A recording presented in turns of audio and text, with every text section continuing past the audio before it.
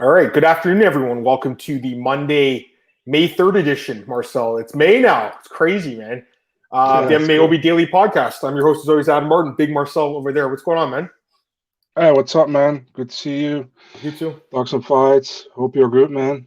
Yep. Yeah, I'm pretty good, man. I mean, no serious complaints. Feeling a lot better these days, actually. Don't have to get surgery. I don't know if I told you that, but they got a second opinion, and I'm feeling better. They gave me some medication, so I'm feeling a lot better. Because I remember, like, a month ago, I was so fucking sick. I couldn't even believe it. But thankfully, the doctors took care of me, so I'm feeling better, man. We got a lot to talk about today, obviously. Man, so many fights on the weekend that we got to talk about, Marcel. But I got to talk about this fight with you before we get into anything. Okay, Sean O'Malley, because you told me last week about this fight. I know you couldn't break the news yourself, but it is broken now. It's out there. Man, are you kidding me, Marcel? I like Louis Smolka. He's a good fighter. Don't get me wrong. I don't think he's like a bomb by any means. He's a good fighter. But are you kidding me? Can they not give this guy a top 15 opponent? Go ahead. I mean, it feels kind of sad, right? When somebody is going like, oh, I can beat Piotr Jan, I can beat Dominick Reyes, They come with Louis Smolka. It feels kind of underwhelming, I'm for Smolka, it can be a good fight, man. If you can get him to the ground, it can be a handful for Sean. But if he keeps standing, Sean will likely win the fight, I think. The thing is, with so much talk from Sean O'Malley, people expect him to fight better competition. And no disrespect to Smolka, but you know what I mean. People expect him to fight a ranked opponent in this next fight. And I think... yeah, why not? Why not? But they probably still want to try to build him a little bit more after his loss against Marlon Chito Vera. He won against Almeida, third round KO last time. So they probably want to build him a little bit more. But I mean, Smolka can get it to the ground. He can do well, I think. But that's a real big but. I just want to look at his resume for a second. Look at this. Okay, so he's been in the UFC since 2017. He did miss 2 years because of USADA, but he's been in the UFC since 2017. And look at the opponents he's fought. Terrion Ware, who went 0-4, I think, in the UFC. He's on a 6-fight losing skid. That was his first fight. That was a good first fight. No problem with that. Sukumtad, no problem with that second fight. Came back, took 2 years off, fought Quinones, no problem. Fought Wineland, that's fine. Fought Vera, lost, that's fine. Fought Almeida, that's a step down, but he was coming off a loss. I can understand it. But now he's coming off a win, and he's coming off a big win, and you're giving him a guy who's on the top 15. I don't like this matchmaking at all. I think this is a stupid fight, honestly. And I say that as a Smolka fan. I think he's a good, solid fighter, but I don't agree with him, Marcel. I think that they should have given him the top 15 guy. Go ahead. It almost feel like MVP-ish with Bellator. That's what someone messaged me today. They said this is like Michael Page matchmaking, and I honestly don't disagree with it. This is like their version of it. The UFC, they do a good job of not doing that. They don't really give guys layup fights. Like, the UFC has most of the best fighters in the world. Not all, but most. And there's tough fights in the UFC, man. Against pretty much anyone. Like, it's just crazy to me how, a guy like, for instance, I'll give you an example. Nathaniel Wood, he fights guys like Casey Kenny and all these tough guys. He doesn't get easy fights, Marcel. I can give you an even more better example. Jai Herbert.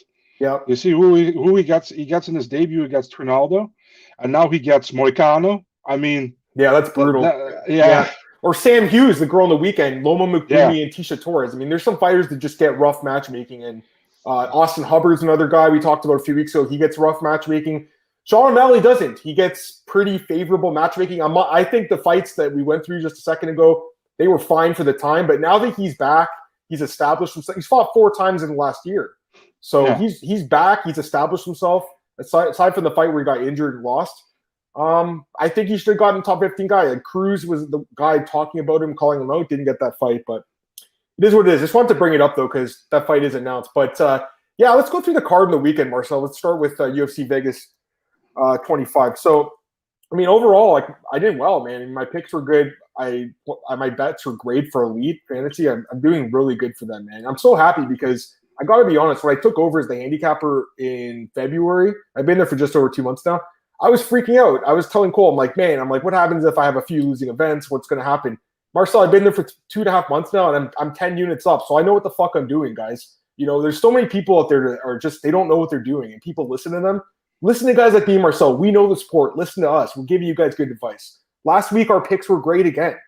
The only mistake I made was switching from Carolina. I fucking told you she'd win, man. I told you, Marcel. but I switched because she missed weight. So it is what it is. I mean, it's always hard when someone misses weight and she didn't look good, but the tape doesn't lie, man. And on tape, she looked good to me. So it is what it is, but it's just more proof that, you know, I'm doing the right things. I'm spending the time researching it, and that's why. And same with you, Marcel. Like, your picks were pretty solid again, I think. I had 3 mistakes, and actually only 2 because one was a judge's. Yeah, we'll talk about that decision in a second. But yeah, for me, the only mistake I made was switching my pick at the end because of the weight miss. And my fiance was like, "Why did you switch? It's only 2.5 pounds." I'm telling her, like, "Yeah, but you know, the girl looked like she missed weight. She didn't look like she struggled." And she's like, "You shouldn't have switched." The fight, she picked Carolina. The fight happens, she wins. That, I don't know, the last 2 days I've been pissed off because I left a big dog on the board, and that sucks, you know? Especially because I knew I had that fight handicapped good. But that happens, man. The weight miss threw me off. There was a fight a few weeks ago about Bahamondes. I'm like, all right, not a big weight miss. Put a bet on me, lost. So it's like, I feel like it adds another variable to these fights, Marcel, when they do miss weight, that it's so hard to predict. Like that fight with Benitez and Pierce. Yes. That fight got canceled. What do you think about that before we get in the card? But Pierce said, I don't want to fight this guy. He's heavy. Who would have had the advantage in that fight, do you think? You think it would have been Pierce or Benitez? Oh, man. I mean, Benitez was 5 pounds over, and 5 pounds over basically means you didn't really try, in my opinion.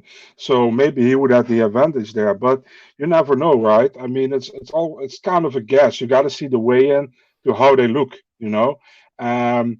For you with Carolina, listen, man. I had last week. I picked Zhang, and I switched to Rose, and I was lucky with that switch. You know, and you just had bad luck this time. It happens.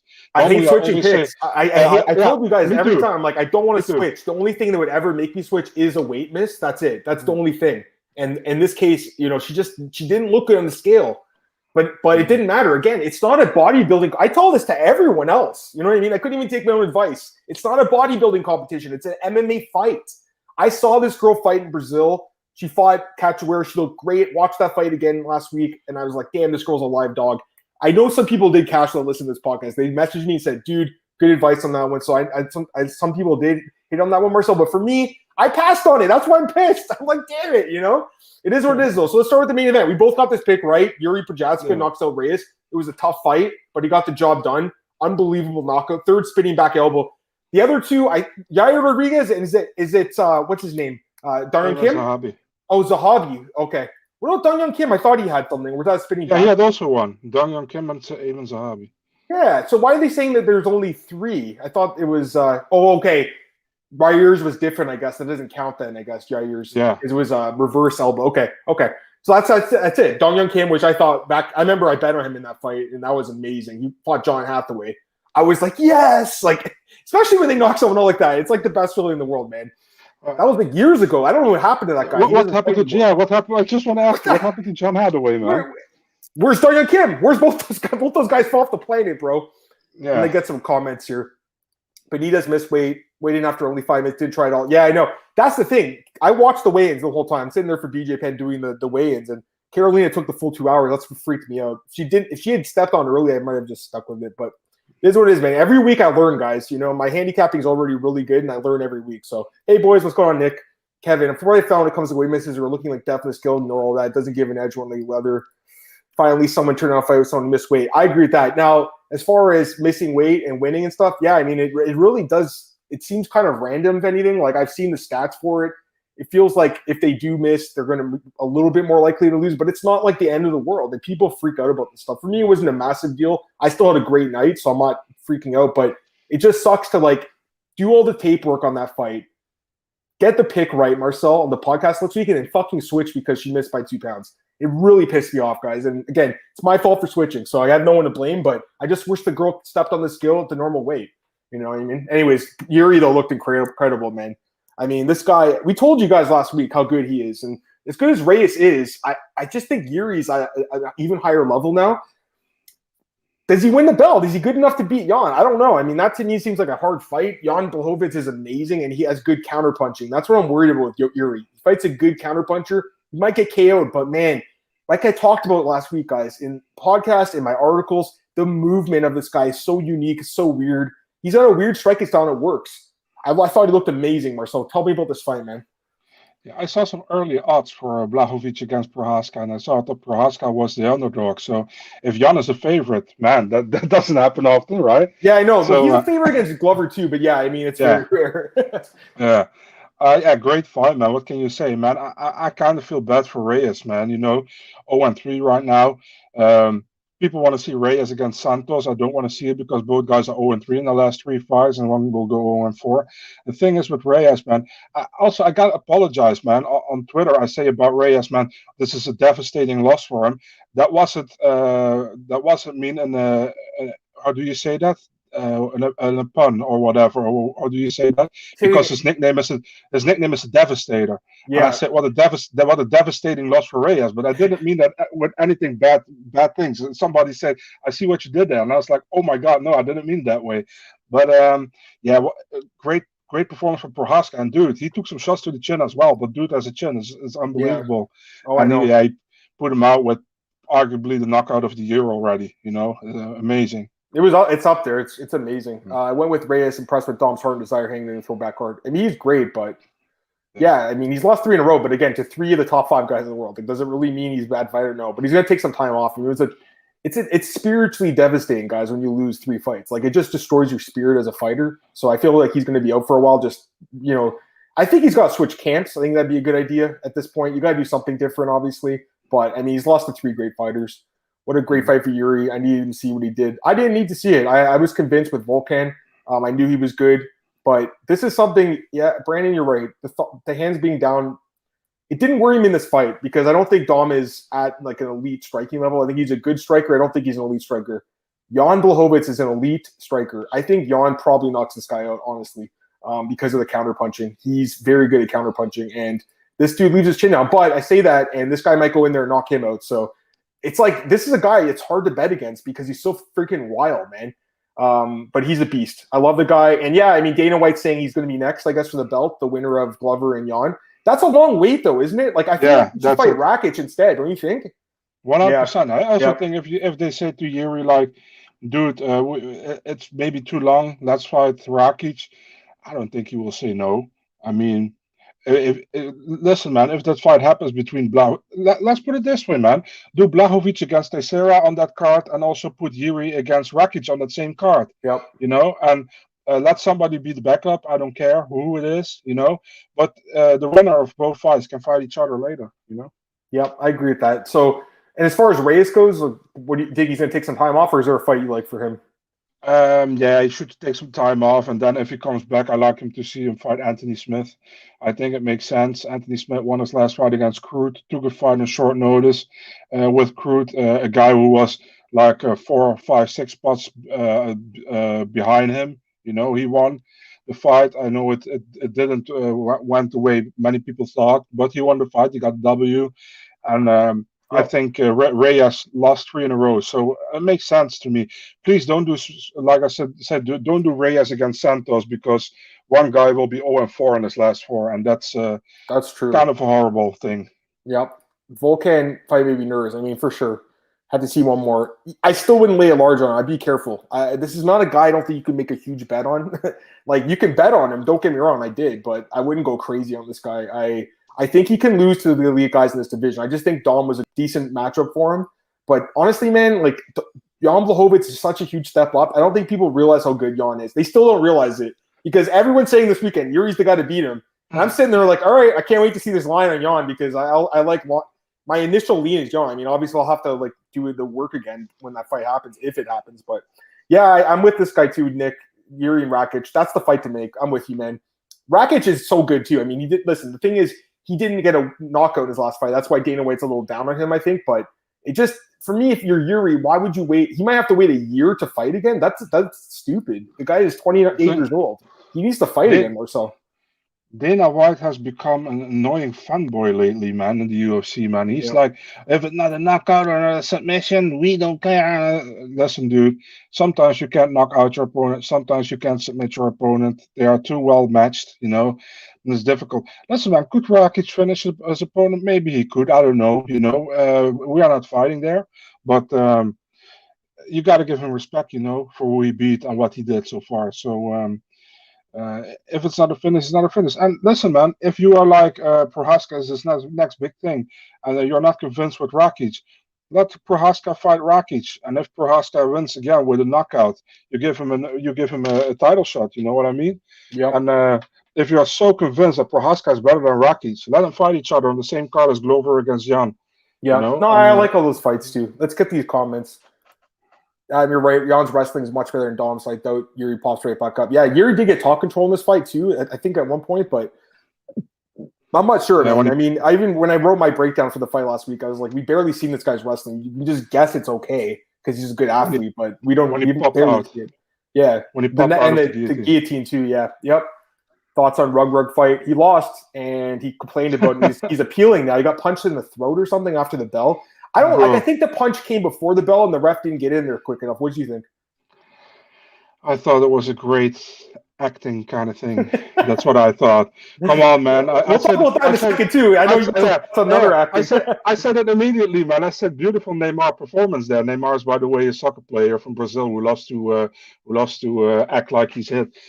Great player, by the way, also. But the great Neymar performance from Roykroik, and man, he was just badly gassed after one round, you know, and he couldn't get anything done anymore, and he tried to get the easy way out. He tried to get the DQ loss for Kirill Krishenko, I think it was his name. And man, I was happy that fight got TKO stuff. And guys, I have Roykroik in my topology prospect pick, so I'm not biased at all here, man. I'm just saying what I think. Yeah, no, that's fair. Yeah, I was a little surprised he lost, but not hugely surprised because he's never been tested. I mean, he fought guys that can't defend a takedown, then he fights a guy who can and gets KO'd.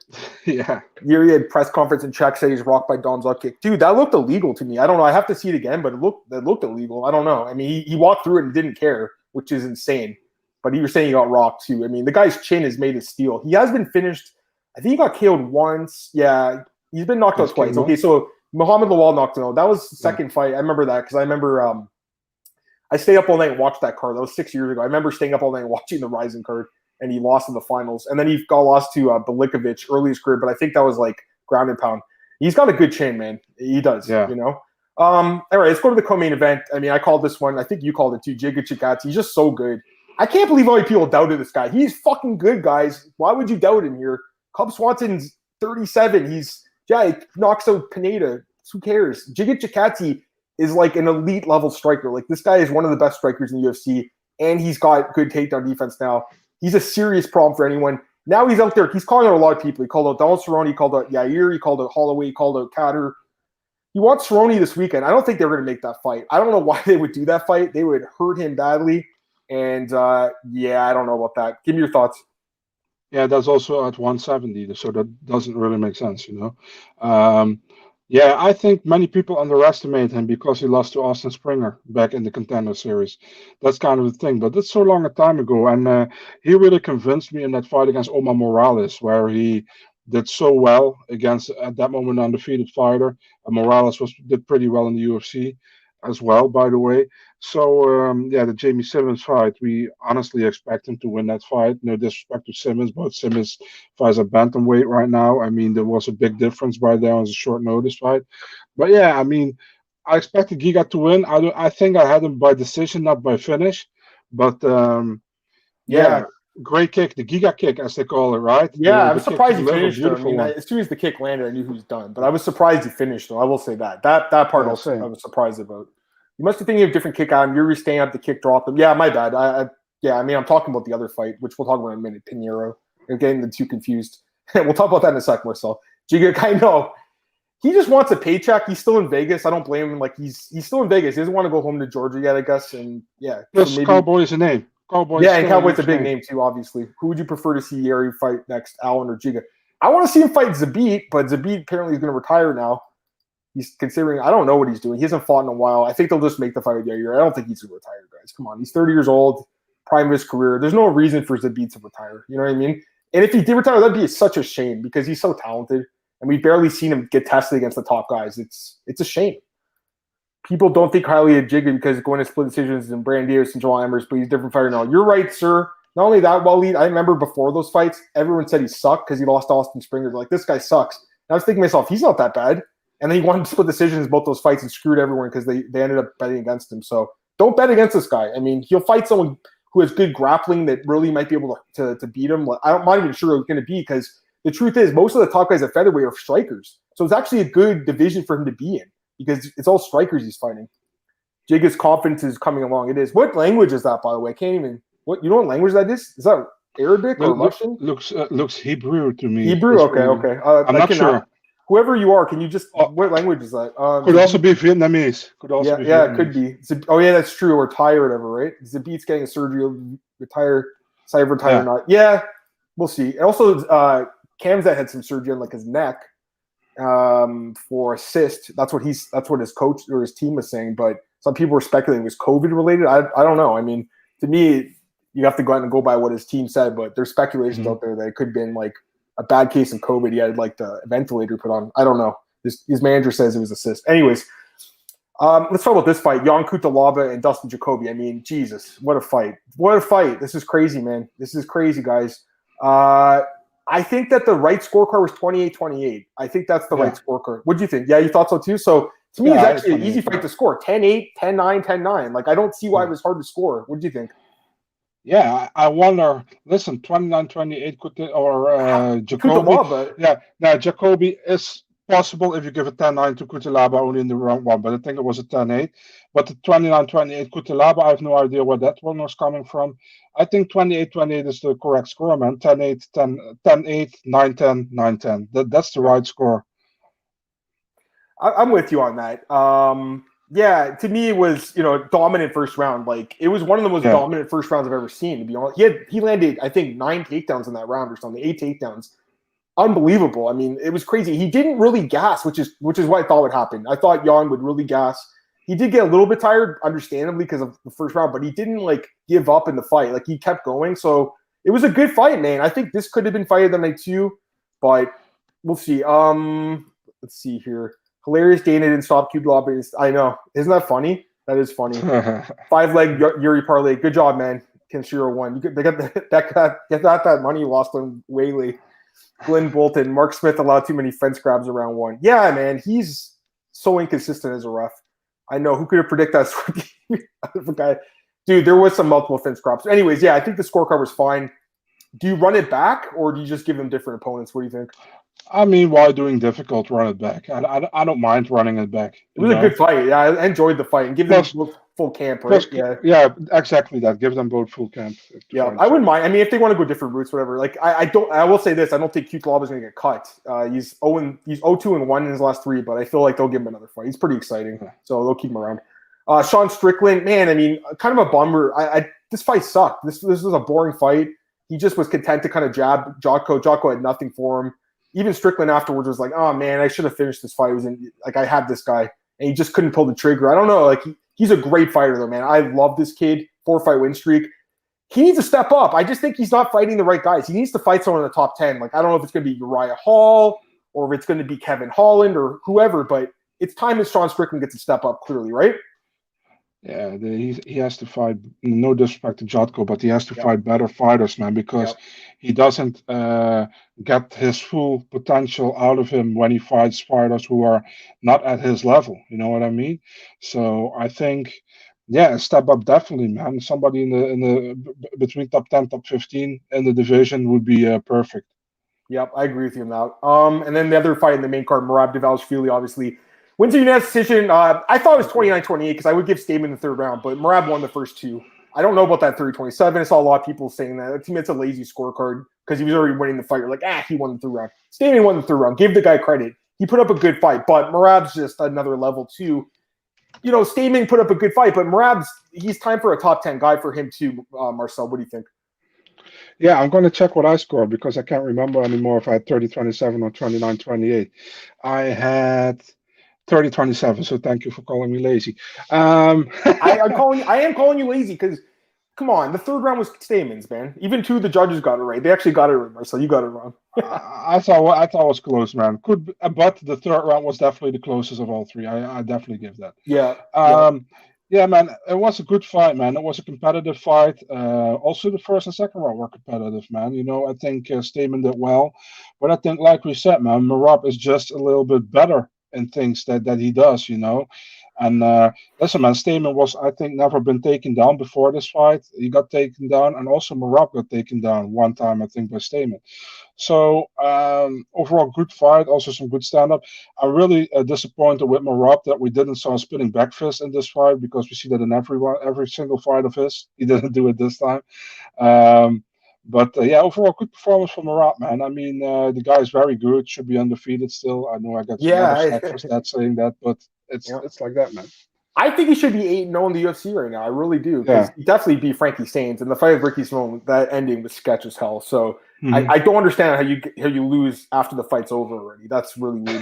That was one of the weirdest things I've ever seen. Although I remember having Simone, so it worked out okay at the time. But yeah, I mean, he should be 8-0. But either way, 6-0. And yeah, this is the fight I like too. I like this fight, Marab and Munoz. That's what I was thinking too. I really like that fight, guys. I think it's just a good fight, because the thing about Munoz is he's good everywhere, right? And he's a tough out. I thought he beat Frankie too. So if he had won that fight, he'd be on a nice win streak. Parlay Luana DQ, TKO for sure. We're going to talk about that fight in a sec, guys. Marab versus Frankie. They won't fight, right? Like, aren't they kind of like friends, I guess? Or I don't know. They're both from Jersey, right? Marab. Yeah, they're both from almost the same place. Not the same teams, but almost the same. I don't know, man. Well, I guess no. Marab's Long Island, I guess. It's pretty close. But I know what you're saying. Yeah, that's what I was thinking. I'm not sure, because it's kind of like Marlon Moraes and Frankie. They won't fight, you know. But yeah, I mean, if he wants to fight Frankie, that's a good fight too. I think Munoz would be a really good fight. Also, Munoz was offered to Corey Sandhagen. Corey told James that and turned the fight down because he wants to fight TJ again, which is fine. All right, let's talk about this fight. Let's do it now. We're going to talk about this controversy here. Luana Pinheiro and Randa Markos. So let's get to the comments quickly. I want to hear Marcel's thoughts, but let's get the comments. Also, Kensher, you thought Cody won? I don't think so, man. He lost 29-28. Pinheiro asked if she lost as soon as her coach came up. She looked over. I'll give her the benefit of the doubt. Pinheiro faking or not. Yes, my bad. Yeah, for sure. Different teams. Up kick couldn't hurt a fly. Okay, so, I mean, to me, why would she want out of the fight? That's the thing. She was dominating this fight, guys. She scored 6 takedowns. She was beating Randa everywhere. There was no reason she would have lost the fight. It wasn't going not her way. She's the one who got illegally up kicked. It's not like Sterling, where he was losing the whole fight, was going to lose. This girl was dominating this fight.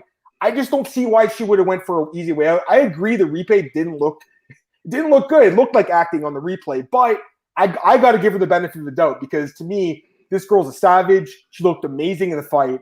And then she gets illegally upkicked. I'm going to give her the benefit of the doubt, Marcel, although I know you're pretty critical of her. You thought that she did quit. So what's your thoughts? So the thing is, man, you know, I hate to talk shit about fighters. But listen, man, the kick touched her. 100%, no doubt. Fault of Markos, 100%, no doubt, you know. She got kicked in the head. At the moment she got kicked in the head, she looked at the referee and she's like, hey, what the hell is happening? She falls back. She drops her hands behind her back. I watched it like 10 times. And then she falls like she's dead. You know what I mean? So for me, that's not the way. I've seen many knockouts. I've seen many people getting concussed or by a kick or whatever. That's not the way how you fall back. You know what I mean? That's so sketchy to me. And listen, man, I agree with you. She was dominating the fight. She was winning the fight. If that would have continued, she would have finished Markos, or she got a clear decision win, I think, in this fight. But besides that, listen, man, listen. If you even got a little bit grace, you know, and I don't say she got grace. Maybe she got legit kicked in the face, no doubt about that. But if she got kicked in the face, there was maybe a moment she was like, man, what the hell, you know, I'm not going to risk this to continue here. It's okay. And then people saying, but she asked if she lost. Listen, guys, if you want to act, you got to act good. You know what I mean? And I don't say that, you know, I know Adam doesn't agree with me at all here. Because I don't, because she was winning. I just think, why would she look for a way out in a fight that was in the first round that she was absolutely dominating? Why would she want a way out? I understand that, man. But listen, man, I don't say that the kick to her face. I say still think she wasn't out, but I don't say she wasn't tagged by that kick. You know what I mean? So if you're tagged by that kick and she goes down, she can maybe a little bit dazed. I definitely agree that that's possible, you know, but she overplayed it to me, you know. And understandably, maybe, Mark Smith is immediately there with his DQ because he loves to give That's DQ the right call, though. after. That is the right Yeah, call. It's an illegal upkick to knock her out. What else are you going to call it? No contest? Why would you call it no contest? To me, this wasn't like she was called a downed opponent. We all knew she was down and she kicked. We know you can't do that. So to me, what about Eric Anders against Darren Stewart? What about Eric Anders against Darren Stewart? Why was because Herb Dean, he was a wimp. He should have called that a DQ. He's like, oh, he couldn't. Yeah, that's what I mean. I'm with you on that. That should have been a DQ too. It should have been. Yeah, it's like these refs are gonna have to make a decision. They either do DQs or no contests. You know what I mean? The thing that's even more sketchy is that she went out of the cage carried by her coach. Where was the stretcher? She was that's weird badly hurt. Where's the stretcher? You know what I mean? And people are like, yeah, but backstage she was still hurt.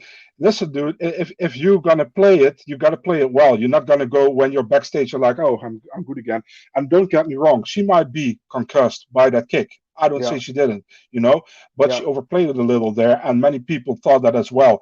And still, the fault is with Randa, 100%. She shouldn't have kicked her there. So the DQ, I don't have a problem with it, but the way it went, it's kind of sketchy to me. That's all I. Fair enough. No, totally fair. I mean, you're not the only one who has that opinion either, Marcel. I think the DQ is the right call, though. Obviously, I mean, the girl she's finished from an illegal kick. So what else are you going to do, right?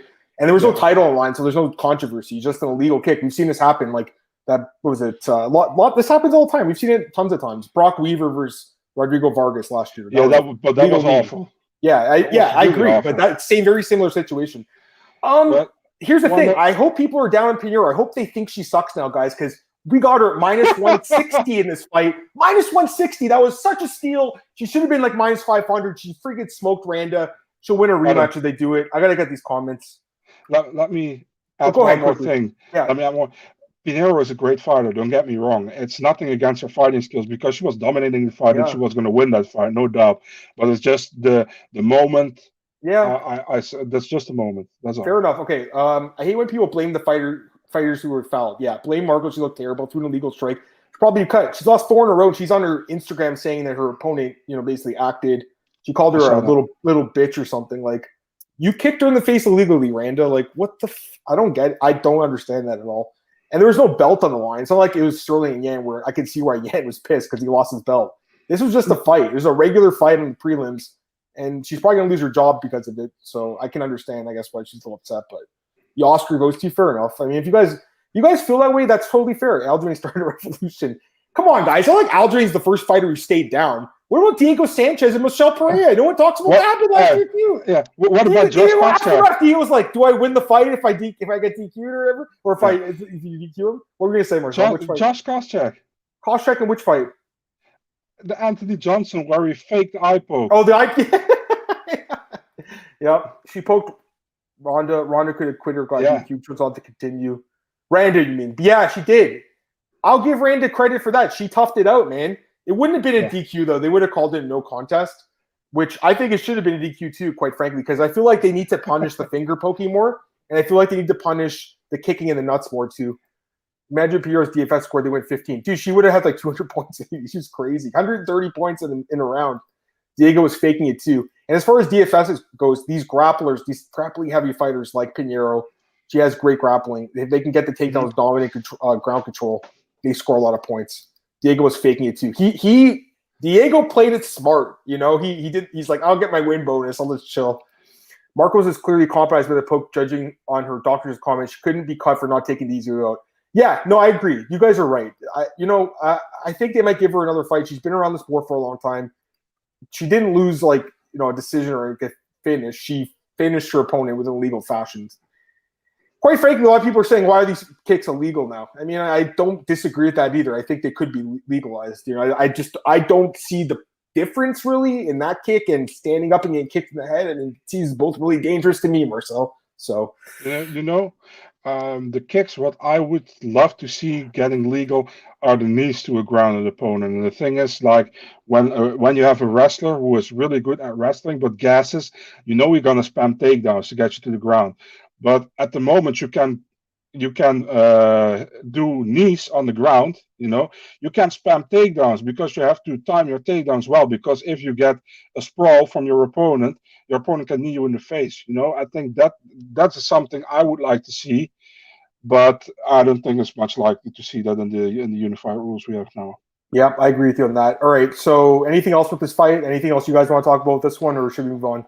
Man, I really look forward to talking about this one with you, man, because we had completely different opinions about it. Yeah, and honestly, after seeing the replay, I could definitely see what you're saying, but at the moment, I thought that it looked legit. And again, I got to give this girl the benefit of the doubt because she wasn't losing the fight. She was absolutely dominating this fight. It was a 10-8 round. She was. Yeah, it could have been a 10-8 round. So to me, I look for the easy way out. Like there's been fights like where guys, look for the Todd Duffy versus God, what's the guy's name? Jeff Hughes or something? Jeff Hughes. Yeah, like he quit in that fight and the UFC didn't invite him back. That happens. Or Max Roscoff, he quit, right? They don't like quitters. I don't think this girl quit though. That's my opinion.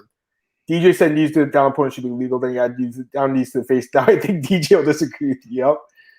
Thoughts on Ali saying Usman Chiesa? I think this fight's stupid, but Michael's a good fighter. I like him, respect him, but I mean, come on, it should be Colby versus Usman. The only thing is, if Colby's not ready for June, I don't see why he couldn't be though.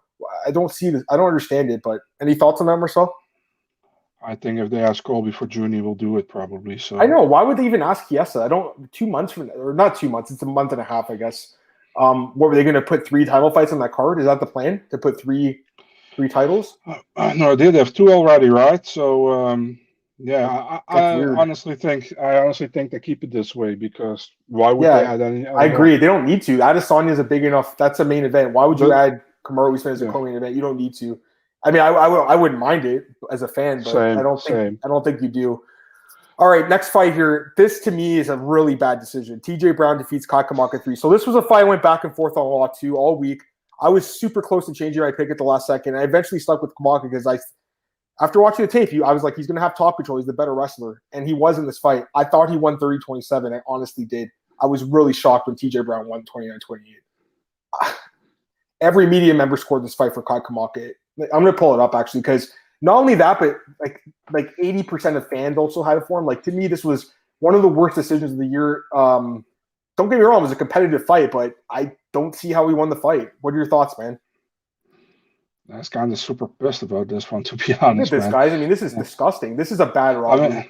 I had three wrong picks on the card. It's Luana, Carolina, TJ Brown, and the draw. So I mean, this is just. I thought Kamaka did enough to win the fight, man. I even was almost scored 30-27 for him. I went 29-28. I also thought about 30-27. It's crazy that Adelaide Bird was the ref with probably the best card. They had the best scorecard. This is the only ref who scored, or the judge who scored it for Kamaka. I mean, no disrespect to TJ Brown. He fought his heart out, But Kamaka clearly won the fight, in my opinion. So, really bad decision. They're going to appeal it. Eric Nixick is going to appeal it, but it won't work. That's not going to work. Yeah. But I'm glad they are because it at least brings some light to the subject of bad judging. And these guys should be punished for giving up bad scorecards. This guy's a terrible judge too. He scored Baliana Botello over Carolina. Sal Diamano is one of the worst in the business. He's terrible. This is a bad call. I mean, I think Brown first round, that round was close. The first round was super close. You can give it either way. Second round, clearly Kamaka, you knocked him down. Third round, I guess they thought it was a knockdown with like 45 seconds left, but it wasn't. He slipped and fell. But yeah, Kamaka ended up on his back and lost because of that. But to me, I feel like they gave it to him because James Krause is a little bit louder in his corner than Eric Nixick was. That's why I feel like James Krause, you could hear him yelling and screaming. I knew that'd be a factor in this fight. I didn't expect it to be the difference because of the judging, though. But yeah. I was thinking, for people who parlay fights and who bet on fights, I honestly would have wanted to know who are the judges. I think everyone would like to know that, but I mean, it's like boxing, and for historically, because you don't really know in the main event.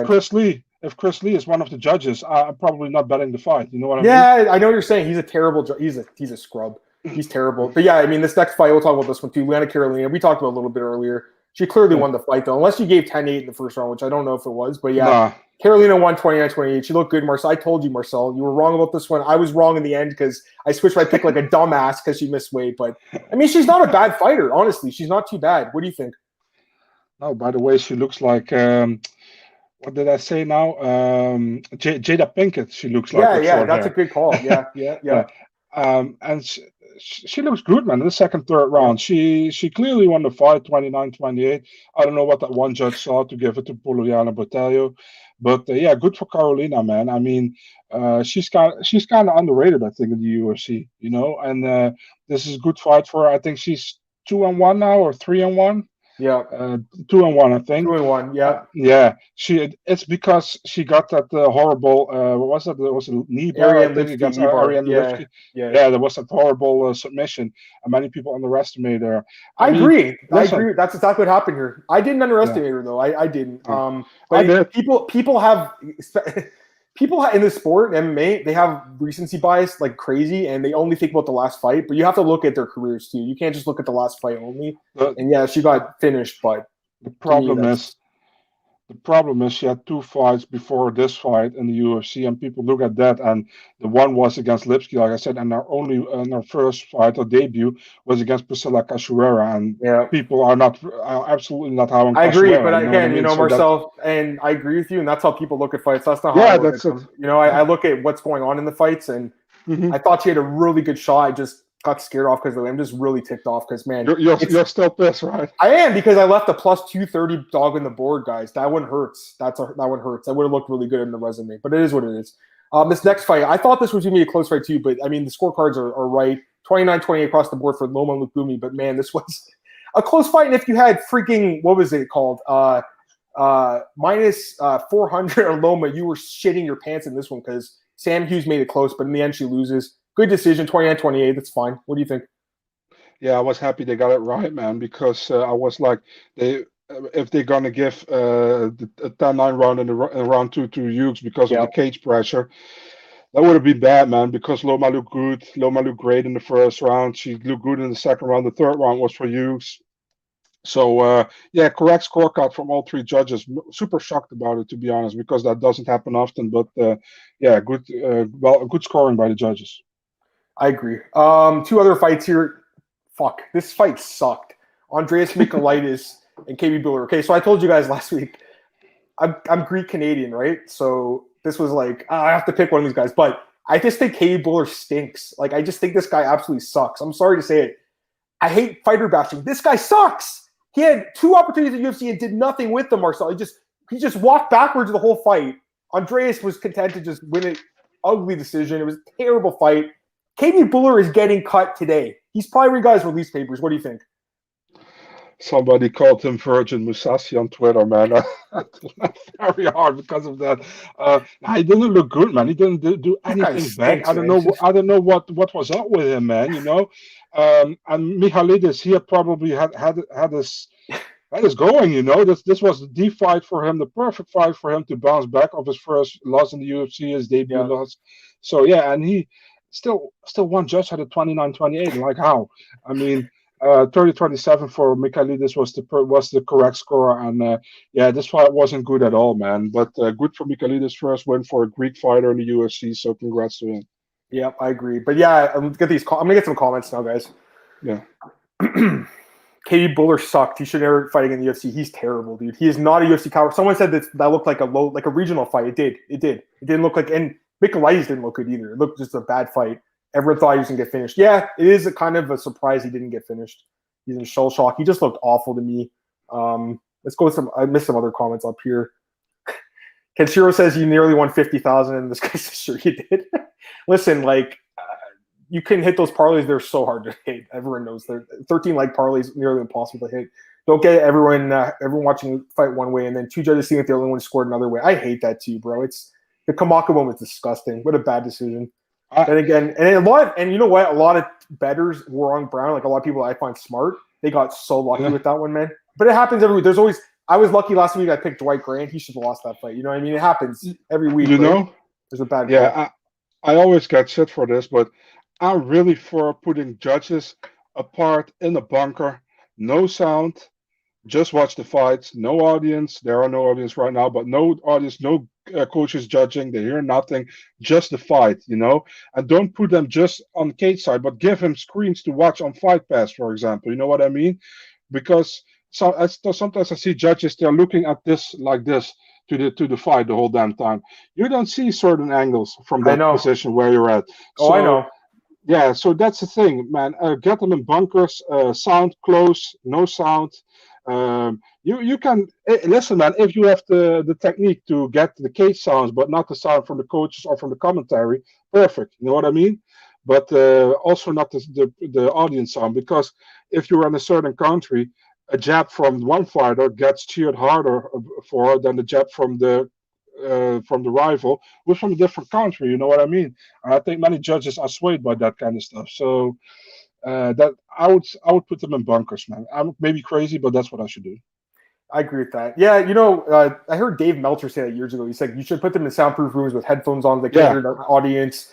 And especially the Apex, man, the corners really influence the judges, I think. James Krause really does a good job of it. It sucks when the wrong guy wins, but he did a good job. All right. Sorry, I missed some comments. You guys talked about Loma. Dominant. She won the first round. She barely won the second and lost the third. I don't know if it was really dominant, man. She's really small for this division. That's the problem.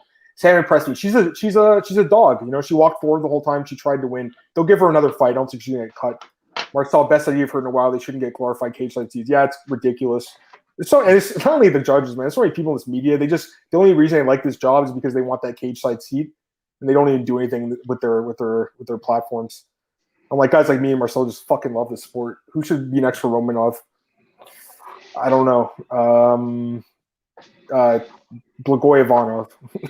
Sure, that's a fight right there. Yeah, do the rematch. Do you know if UFC is allowing Russian fighters in the country? Yeah, I don't know. Shamil hasn't fought forever. I don't know if that's a great example. That guy barely fights. But yeah, I don't know. And then one other fight in the card, Marcel, before we stop talking about it. Felipe Colares defeats Luke Sanders. I thought this was fight of the night. I thought this fight was amazing. I absolutely love this fight. People were saying they got tired. Yeah, they got tired because they were beating the fucking shit out of each other. This was a great fight. And Luke Sanders somehow finds a way to lose again. Crazy. And Chris Taioni didn't stop the fight. I think he should have stopped it in the first round or second. I can't remember what it was. Second. It should have been a TKO for Colares, not a decision. But, I mean, this fight was phenomenal. What do you think of this fight? The problem with not stopping that fight is because, and I said I agree with Chris Taioni there. Oh, screenshot right now. Ooh, I agree with Chris Taioni. Because Colares was on his back, and he did 3 punches, and he's already looking at the ref like, hey, are you going to do something? And he stopped punching 12 seconds before the end of the round. If he kept punching for 12 seconds, he would have stopped it probably. So I think that was a bad decision by Colares himself. But he did great in the second and third round, came back, And the third round was very close, But at a certain moment, Colares, I think it was like 40 seconds to go, he tossed him on his back, And I think that sealed the deal for him. It was that close of a fight that made that much of a difference, Yeah, it was a great fight, man. But again, man, I had a good read on this one. Sanders gasses after the first round heavily all the time, man. And for some reason, he always finds a way to lose these kind of fights. Yeah, I know. It's crazy. He just finds a way to lose. But, man, he's actually, not a bad fighder. His record, not at all. His record in the UFC right now is 3-5. But, these fights, like the Yuri Alcantara fight, he was winning and ended up losing. Andrei Sukhatov was winning, ends up losing. And the Nate Maness fight. And the Rodney Young thing, too. Yeah. So this guy is just it's nuts. But I like him, man. I enjoy watching Luke fight. I think he's a fun guy to watch. I wouldn't cut him. I mean, he's lost 3 in a row, but 2 in a row, not 3 in a row, but still, yeah, I wouldn't cut him. I'd keep him around. Get some other comments here quickly. Betted Felipe yeah, good. Yeah, I mean, it was close. Turned off late. What do you guys think of the first round? Cutelaba 10-8. We talked about this already. 10-8. I think both of us had that. Yeah, because he scored an 8 or 9 takedown. That's incredible. What are you guys going to talk about tomorrow when the weekend's card is secret? I know, right? Isn't it crazy? So, yeah, I mean, this card is – we kind of know what's on it. I'm just going to go by what's on Best Fight Odds tomorrow. We'll give our best, leans and stuff tomorrow. But there are some fights that they haven't, finalized. I have the bout order, but you have the bout order, but UFC Stats only has one fight right now. It's Park and Nachukwi. That's the only fight they have listed as official. But we know there's a bunch of other fights. I think it's a 10-fight card or 11 fights. So it's let's see, 2, 4, 6, 2, 4, 6, 12 fights. Okay, but the Cerrone fight is but Cerrone's not fighting. I don't think. Yeah, I don't think he's in the fight. I don't think. I mean, he might. Do they do the fight with Giga on short notice? I hope not, because he'll probably kick him in the body and get finished. 170, man. Oh, and Giga at 172. That's just weird. I mean, he could fight at 155 easily. I mean, he's huge, but 170, just wouldn't have to cut weight. We got a few minutes left, guys. You want to talk about anything else? Throw some questions in. Let's do it.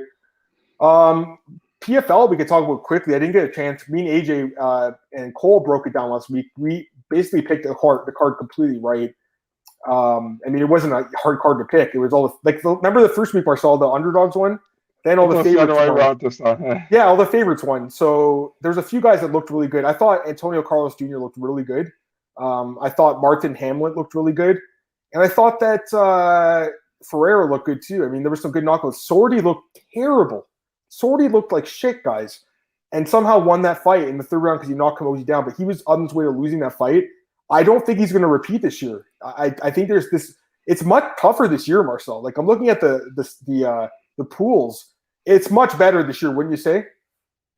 It is definitely, man. I mean, you only have to watch the first event to know that the pools are already much better. Yeah, I agree. And then we didn't talk about welterweight. Obviously, Ray Cooper won. Rory McDonald won. He looked amazing. And then Yao Seferino also won. And there was one fight. It was a no contest. They get 1 point each. That's weird. Okay. So yeah, 1 point each. Yeah. That's strange. Okay, yeah. Nikolai probably would have destroyed that guy anyways. Get a few comments in here. Angela Hill's live dog. Maybe. I'm actually gonna look into it tonight. So you think Kamaru Michael, they think are giving Kamaru Michael to give him an easier fight. That's what I was thinking too, because he's 14 fights into it now. 16 is the record held by Anderson. Maybe they give him Michael to win the 15th, and then they assume that maybe he can beat Colby for 16, and then I don't know who would fight for 17. I have no idea. But yeah, Edwards, I guess, or someone, Wonder Boy. There's always contenders. Always someone. Remember, same problem GSP had. Everyone's like, oh, there's no contenders. There's always someone new, Marcel. Johnny Hendricks or someone else will come up and become a contender. You know what I mean? Like Robbie Lawler won the belt. Like people didn't think he would. So we're going to get these questions, guys. We got about 5 minutes left. Any path to victory you guys see for Nate in a couple of weeks? Absolutely. You can out-cardio him maybe. But I got to, again, man, we can't talk about fights. I am so busy, guys. And Marcel is too, but I am so busy with work that fight week is all that card, but I can't think ahead because I don't have time. I just so I have to think about this week's card, and once this Sunday or Monday's over, I think about next week's card. Get out here with that nonsense. Pro Rebus podcast. Yeah, I love Amanda Rebus. She's great. WSOF started to become legit. Race FO pulled a Pride. I don't know about that. I mean, PFL to me seems more legit, if anything. Thoughts on Diego Sanchez leaking the phone call? This is something to talk about for sure. Let me get this comment quickly. Random, which PFL gave point for fighters who lose by decision? Point. Yeah, it seems harsh, right? Like you lose a close decision and then you get 0. That seems harsh, but that's just the rules. That's what everyone knows the rules are. So thoughts on Diego leaking the UFC phone call? We got to talk about Diego Sanchez. So he was caught last week. I think we mentioned it briefly. The phone call came out with, what was it, emails and stuff with the UFC. I'm not sure what to think about this. I got to be honest. It feels like everyone's kind of shitting on this guy, Josh Fabia. They think he's a bum. They think he's destroying Sanchez' career. I don't know. I mean, I don't know what to think. I got to be honest. Like, I don't think he's asking bad questions. He's asking about his mental state. And you know what? I don't think he's wrong. I mean, people have been saying for Diego for the last 5 years have had brain damage. Fans have been saying this. Now all of a sudden, Diego's the one. His coach is the one saying, "I want to get his brain scans." And people were saying, "Oh, what are you doing?" So I don't know what to say. I mean, that whole meeting, that was weird. Like, he's asking some questions. You didn't see the whole thing was going on. Megan O'Leary's sitting there yelling at him. It was really weird. Like, it feels like there's a very pro-UFC stance on this from everyone involved. Everyone just hates this Josh Fabia guy, but I feel like there's a lot more to the story that we don't know about. What do you think, man? Just weird overall, man. I mean, I saw the meeting and something. That's weird, right? Megan O'Leary started screaming at him, and I think John Anik was like, "Be chill," you know. I have not too. How do you say that? I don't have enough knowledge about the situation to give you a good opinion about it, you know. But all I want to say is that I have much respect for Diego, man. Diego's the Ultimate Fighter winner 1. He's the original Ultimate Fighter winner. I always enjoyed his fights, and it's just sad that he has to go this way out of the UFC, you know. So I wish him all the best, man. But I don't really like to talk about something I don't really have enough information about, you know. I kind of agree with you, you know. I feel like a lot of us don't have enough information. Again, everyone's just saying, you know, Josh Fabia is a toxic cancer. He should be out of his career. And listen, the guy is weird. We all know that. The whole thing with chasing around the knife and stuff, and the whole death knife, yeah, touch thing with Michael Chiesa saying you could kill him and stuff. I mean, we know that guys can. That I don't understand because everyone knows you can die in a fight. So I don't really understand why that comment was so controversial. Like I don't think he was saying anything wrong. He's like, I can teach a guy to choke, they can kill him. I do think there are chokes like that. So weird, and it's strange that fighters don't have access to their own medicals. Looks like UFC. I kind of don't. I don't disagree with you here, Glenn, either. Like I can see why the UFC doesn't want to give it to him. They don't want to get opened up to a lawsuit here. I'm assuming that's what it is, but. Basically what's happening is Diego, and his coach, I guess they were thinking, hey, because I'm sure his brain scans don't look normal. I mean, I doubt it. He's been in the UFC for 15 fucking years. He's been in like 30 fights in the UFC. He's a legend, man. This guy's been in more fights than a lot of people. So I'm sure his brain's not good, guys. Honestly, what? Adam, isn't it weird that they've paid him his full amount of money? I don't think that's weird. I think that's a respect thing because I think he's been so much for the company. Yeah, it's great. Don't get me wrong, but I thought it's not UFC-ish in my opinion. Yeah, I agree. They're usually so cheap and they don't give him anything. They gave him his show win and the Venom money too. Yeah, Diego should be treated better by UFC. He gave the best. He did, and I felt like that whole meeting was weird. Megan Levy screaming at Josh Fabian was kind of weird to me. And everyone's saying, "Oh, Megan, like women power and stuff," and I'm like, "What the fuck? What's going on here?" I was like, "What's going on?" I didn't even know what was going on. And then Paul Felder started yelling too. I was like, "What's going on?"